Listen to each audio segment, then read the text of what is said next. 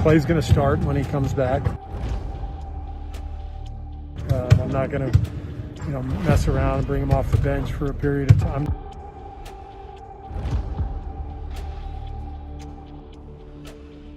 I'm not doing any of that. He's going to start, and we'll see what that means in terms of the rest of the rotation. I know one thing: we've got a whole lot of guys who are capable of playing and being in the rotation. The Golden State Warriors are an absolutely terrifying team in the Western Conference, and we all know what the scariest part about the Golden State Warriors is.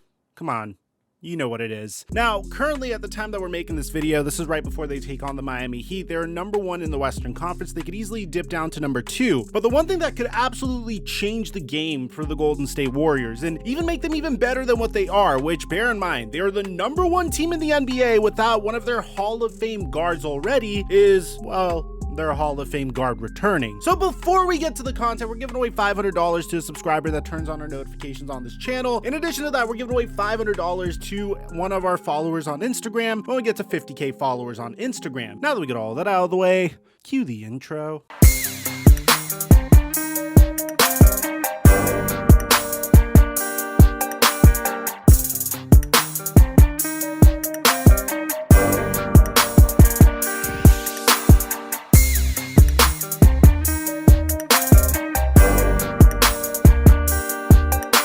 Mic check 1 2 1 2. What's going on, everybody? It has been an absolutely magical season for the Golden State Warriors, and honestly, whenever I look at this team, I think of how well they were constructed. A lot of people look at Bob Myers and say, this is a guy that just lucked into his job. Andre Iguodala just happened to want to go to the Golden State Warriors during the 2013 offseason. He didn't draft Steph Curry, but he was the assistant general manager when Draymond Green and Klay Thompson were drafted. But there were multiple key decisions that he has made that has absolutely changed the fiber of this team. The earliest examples obviously being not trading Steph Curry when he had an ankle injury, firing Mark Jackson and bringing in Steve Kerr, which was very instrumental for the advancement of the Golden State Warriors small ball offense. Obviously, when your team eventually becomes a superpower, he was able to bring on Kevin Durant. He was able to lure DeMarcus Cousins over, although they didn't win a championship that year. For the most part, Bob Myers has made some very smart decisions. But I think probably one of the most remarkable decisions he's made goes all the way back to the 2019 offseason. Now, I honestly hold D'Angelo Russell signing with the Golden State Warriors very near and dear to my heart because it was the very first piece of news I made on this YouTube channel, and it completely changed my life, so I really hold it near and dear. But in this instance, D'Angelo Russell was heavily linked to the Minnesota Timberwolves. The Golden State Warriors were able to acquire him in a sign and trade with the Brooklyn Nets that sent Kevin Durant to the Nets, D'Angelo Russell to the Golden State Warriors, and got D'Angelo Russell a huge contract. It was thought that he was very close to signing with the Minnesota Timberwolves prior to this happening. Now, what's really interesting about this is what ends up happening during the trade deadline. Well, D'Angelo Russell gets traded for Andrew Wiggins and a draft pick that eventually turns into Jonathan Kuminga. This is an example of just how masterful Bob Myers has been in constructing the Golden State Warriors and putting them in a situation where they can absolutely dominate for the rest of the season, to the point where they don't even need Klay Thompson to be the number 1 seed in the Western Conference. Now, at the time that we're recording this video, we got some updates in regards to when Klay Thompson is supposed to return. Originally, we thought it was going to be late December, around the 24th or the 23rd. They didn't want him to make his debut on national television during Christmas time, but unfortunately, at this point, Klay Thompson has yet to make his return, and it's January 3rd, and it's been ruled out that he's not going to be facing off against the Miami Heat. You might be watching this after the Miami Heat game, but regardless, all we know is that so far, Klay Thompson has scrimmaged with Steph Curry and played with Andrew Wiggins for the very first time. And this team seems to be capturing what has made them so remarkable during the 2015 to 2016 season, where they would go on to win 73 games. Now, I'm not saying that the Golden State Warriors are expected to shatter that record at all whatsoever. If you go back to that season, there was a combination of multiple factors that were in play that caused the Warriors to win 73 games. The first being the small ball revolution around Steph Curry, Klay Thompson, and Draymond Green and Andre Iguodala. They just took that lineup that they used to beat the Cleveland Cavaliers the year prior and just absolutely ran with it, and no team had any way to stop that small ball lineup. And it wasn't until they had a whole offseason to look at what they needed to do to stop the Golden State Warriors where they were able to understand that, hey, some things we're going to have to change in the NBA if we want to keep up with the Warriors. But unfortunately, the Golden State Warriors went out and signed Kevin Durant after that. So now the next date that is potentially being circled for Klay Thompson's return is January 9th against the Cleveland Cavaliers, but even that isn't a certainty for Klay Thompson's return. The Golden State Warriors don't want to have him rush back because of how well they are playing, but considering the progress he has made in the last week, it wouldn't be surprising to see the 5-time NBA All-Star introduced as part of the starting lineup that night, which is very important, by the way, because it seems like Klay Thompson isn't going to be eased back into the lineup and coming off of the bench. Rather, he is literally going to be starting the moment that he is available to start for the Golden State Warriors again, according to Steve Kerr. You've kind of been hesitant to even talk about like what rotations it would look like, what the mix on the court would be, but obviously it's getting very close. He's out here today.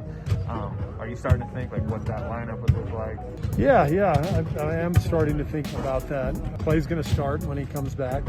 I'm not going to mess around and bring him off the bench for a period of time. I'm not doing any of that. He's going to start. We'll see what that means in terms of the rest of the rotation. I know one thing, we've got a whole lot of guys who are capable of playing and being in the rotation and helping us win games. So it's not going to be easy. On the other hand, it's way better than the alternative. This is before we even bring up James Wiseman, and I just wanted to say I'm going to continue to go out to bat for James Wiseman until he's like 24. Primarily because, with the exception of like Shaquille O'Neal, typically whenever a big man finally enters the NBA, they don't really perform well until like 2 or 3 seasons into their career. I know you're going to reference Shaquille O'Neal and Blake Griffin, but let's say, I don't know, James Wiseman has a career that is similar to Kevin Garnett's, which he would be blessed if he was able to do so. Well, Kevin Garnett in his rookie season averaged 10 points per game, 49% from shooting, threes weren't really shot that year, and would only grab 6 rebounds per game in 28.7 minutes per game. You can make an argument that James Wiseman had a better rookie year than the young Kevin Garnett at the same age as the young Kevin Garnett, but even furthermore, I feel like James Wiseman isn't going to be expected to do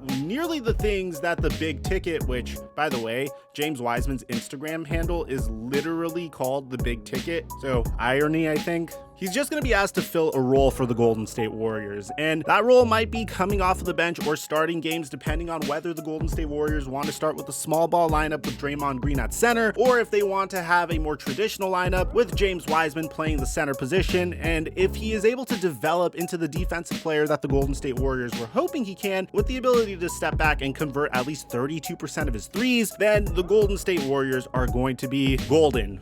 Pun intended. That's before we get to Jonathan Kuminga, who, the best way I could really describe the way Kuminga has been playing so far is controlled chaos. And it seems like the Golden State Warriors are very careful with when they insert Jonathan Kuminga in lineups. For example, when he has played with Andrew Wiggins so far, he has a plus 37 net rating in 32 minutes with Andrew Wiggins this season, which is the best amongst all Golden State Warriors 2-man units that have played more than 25 minutes together. He has a plus 24.1 net rating in 36 minutes with Draymond Green, and he's plus 23.6 in 112 minutes with Steph Curry. So they're currently developing Jonathan Kuminga, which I'm very confident in them being able to do so, because you look at what the Golden State Warriors were able to do with Andrew Wiggins, which I know he might not be fulfilling that next transcendent star that he was supposed to be when he was the #1 overall pick in the 2014 NBA draft. When you look at Andrew Wiggins' statistics this year, he is absolutely balling out. 19 points per game, 4.5 rebounds per game, shooting an obscene 43% from 3, and he's shooting about 5.4 threes per game. That's all the Golden State Warriors really need from Andrew Wiggins offensively, and that's before we get to what he brings on defensively. So it seems like Andrew Wiggins is finally fulfilling his potential, and then of course, Klay Thompson is supposed to come back. The Golden State Warriors are my top contender to make it to the NBA Finals. For sure, the Western Conference Finals, they might meet the Phoenix Suns there. That's my personal prediction, and that would make for an awesome Western Conference Finals. But let me know in the comment section down below, what do you guys think about the Golden State Warriors, man? Aside from that, I'm your boy Mike, and I'm dropping our mic until our next upload.